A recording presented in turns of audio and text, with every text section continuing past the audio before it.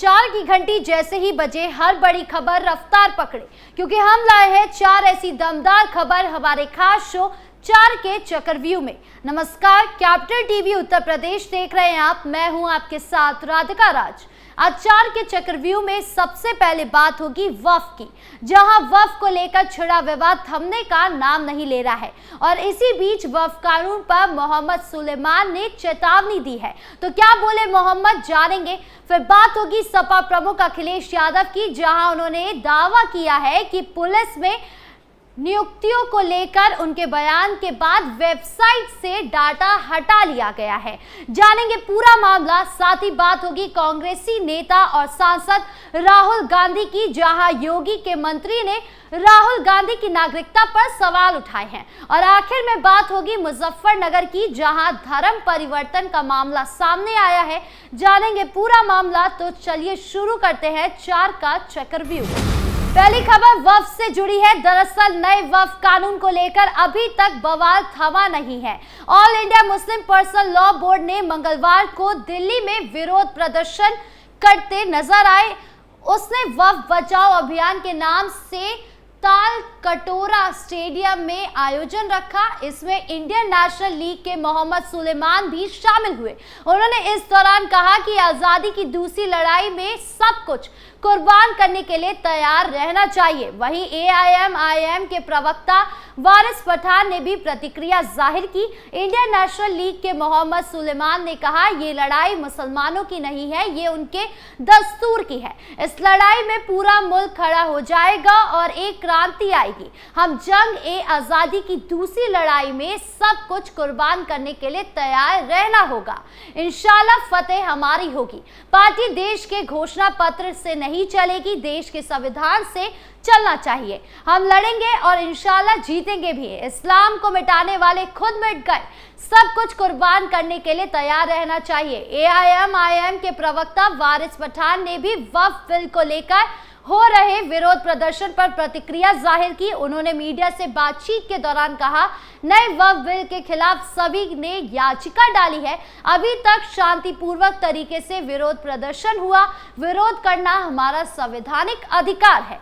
नए वक्फ बिल को लेकर देश भर के मुस्लिम संगठनों ने विरोध किया है, तो वहीं AIMPLB ने वक्फ बचाओ अभियान का आगाज किया है। इसका पहला फेज 11 अप्रैल से शुरू हुआ है, जो कि 7 जुलाई तक चलेगा। ये 88 दिनों तक चलने वाला है। इसमें वक्फ कानून के विरोध में 1 करोड़ हस्ताक्षर कराए जाएंगे। इसे प्रधानमंत्री नरेंद्र मोदी को भेजा जाएगा। इसके बाद अगले फेज की रणनीति तय की जाएगी। ऐसे में वक्फ कानून को लेकर सरकार क्या कुछ एक्शन लेती है, ये देखने वाली बात है। बढ़ते अगली खबर की ओर, जहां बात सपा प्रमुख अखिलेश यादव की। दरअसल उत्तर प्रदेश के पूर्व मुख्यमंत्री और समाजवादी पार्टी के नेता अखिलेश यादव ने दावा किया है कि पुलिस में नियुक्तियों पर उनके बयान के बाद वेबसाइट से हटा दिया गया है। सपा चीफ ने दावा किया कि मैं जानता था ऐसा ही होगा।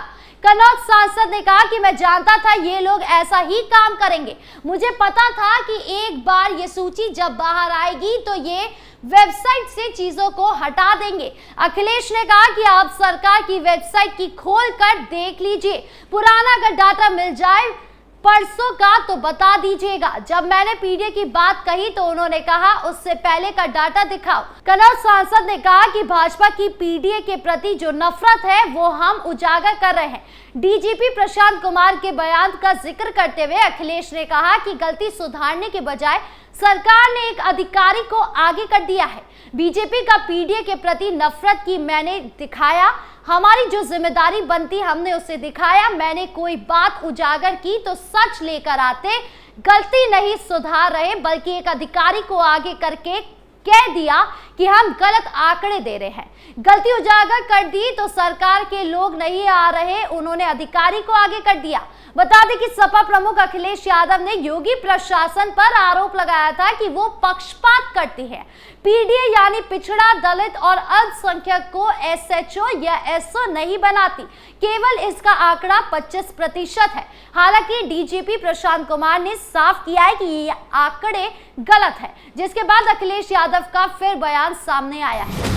खबरों में आगे बढ़ते हैं, जहां बात कांग्रेसी नेता और सांसद राहुल गांधी की। दरअसल उत्तर प्रदेश सरकार में मंत्री दिनेश प्रताप सिंह ने कांग्रेस नेता राहुल गांधी के अमेरिका दौरे पर दिए गए बयान को लेकर तीखा हमला बोला है। उन्होंने कहा कि राहुल गांधी हर बात विदेश जाकर भारत माता को लज्जित करने का काम करते हैं। उन्होंने आरोप लगाया कि राहुल गांधी नकली गांधी और फसली हिंदू हैं। मंत्री ने कहा कि जब जरूरत होती है तब टोपी पहन लेते हैं और जब जरूरत पड़ती है तो उल्टा जनेऊ भी पहन लेते हैं। बिटिया का नाम मारिया और बेटे का नाम रेहान रखा जाता है। इतने रूप बदलना भारतीय संस्कृति में नहीं आता। इससे संदेह होता है कि वो भारतीय भी है या नहीं। उनका ये बयान ऐसे वक्त में आया जब लोकसभा में नेता प्रतिपक्ष और रायबरेली से सांसद राहुल गांधी की नागरिकता को लेकर हाई कोर्ट में सुनवाई चल रही है। उन्होंने ये भी कहा है कि उच्च न्यायालय में इस मुद्दे पर केंद्र सरकार से रिपोर्ट मांगी है और जल्दी इस प्रकरण का पटाक्षेप होना चाहिए। अगर राहुल गांधी भारतीय नहीं पाए जाते तो ये देश के लिए सबसे बड़ा धोखा होगा। समाजवादी पार्टी के नेता अखिलेश यादव द्वारा पुलिस में जातिगत पोस्टिंग के सवाल उठाने पर मंत्री दिनेश प्रताप सिंह ने तीखी प्रतिक्रिया दी। उन्होंने कहा कि जो व्यक्ति मुख्यमंत्री रह चुका है उससे उम्मीद नहीं की जाती कि वो दरोगा की जाति पूछे, सेवा, कर्तव्य और आचरण की बात करे, जाति की नहीं। ये बयान बेहद निर्मम स्तर पर का है और असत्य है। उन्होंने आरोप लगाया कि ये सब केवल कुंठित मानसिकता का परिणाम है और सस्ती लोकप्रियता पाने की कोशिश है। उन्होंने कहा कि समाज एक था, एक है और एक रहेगा। उत्तर प्रदेश में आरक्षण नीति को लेकर उठे सवालों पर दिनेश प्रताप सिंह ने कहा कि संवैधानिक आधार पर हर वर्ग को उनका हक दिया गया है। अगर किसी जगह कोई सवाल खड़ा होता है तो उस पर उचित कार्यवाही की जाएगी। हमारी सरकार ने कभी किसी का अहित नहीं किया है। अब विपक्ष योगी के मंत्री पर क्या कुछ पलटवार करता है, ये देखने वाली बात होगी। खबरों के अंत में अब बात मुजफ्फरनगर की। दरअसल पश्चिम उत्तर प्रदेश के जनपद मुजफ्फरनगर में धर्म परिवर्तन का एक सनसनीखेज मामला सामने आया है। बताया जा रहा है कि सहारनपुर जनपद के देवबंद निवासी बाबर नाम के एक युवक ने हरिद्वार की युवती को अपना नाम सोनू बताकर काम दिलाने का झांसा देकर मुजफ्फरनगर में लाकर युवती के साथ कुकर्म किया। वही युवक पर आरोप है कि उसने पीड़ित युवती को कलमा पढ़वाकर मौलवियों द्वारा धर्म परिवर्तन भी कराया है।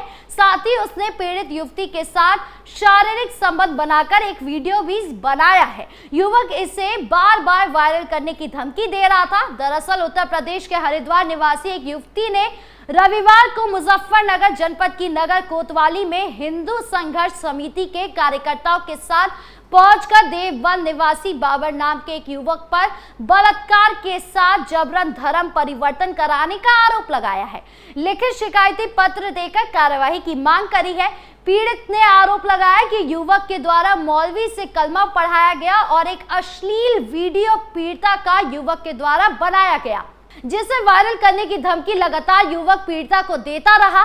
पीड़िता ने आरोपी के खिलाफ सख्त कार्रवाई की मांग की है। पीड़ित युवती का आरोप है कि बाबर नाम के इस आरोपी युवक के अपना नाम सोनू बताकर काम दिलाने का झांसा देते हुए मुजफ्फरनगर में लाकर न सिर्फ उसका कुकर्म किया बल्कि युवती की अश्लील वीडियो बनाकर जबरन उसका धर्म परिवर्तन भी कराया। पीड़ित युवती के द्वारा नगर कोतवाली में एक तारीख दी गई है जिसके आधार पर पुलिस ने मुकदमा दर्ज किया है। पुलिस के द्वारा अभी पूरे मामले की जांच की जा रही है और जल्दी आरोपी बाबर की गिरफ्तारी भी हो सकती है। अब तक गिरफ्तारी नहीं हुई है, अब कब तक गिरफ्तारी होती है देखने वाली बात होगी। आपकी इस मामले पर क्या राय है कमेंट बॉक्स में जरूर बताएं। 4 के चक्रव्यूह में आज खबरों का सिलसिला यही खत्म करते हैं। कल फिर मिलेंगे आपसे नई खबरों के साथ। वीडियो अच्छी लगी हो तो लाइक शेयर करें, चैनल को सब्सक्राइब करना ना भूलें और देश की तमाम बड़ी खबरों से जुड़े रहने के लिए देखिए कैपिटल टीवी उत्तर प्रदेश। नमस्कार।